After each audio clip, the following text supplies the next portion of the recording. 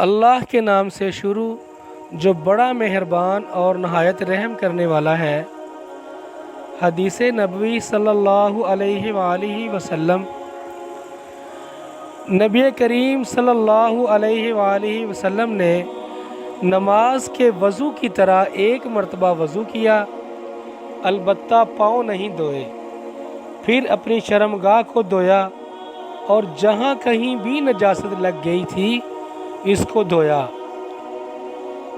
پھر اپنے اوپر پانی بہا لیا، پھر پہلی جگہ سے ہٹ کر اپنے دونوں پاؤں کو دھویا۔ آپ صلی اللہ علیہ وآلہ وسلم کا غسل جنابت اسی طرح ہوا کرتا تھا۔ صحیح بخاری حدیث نمبر 249۔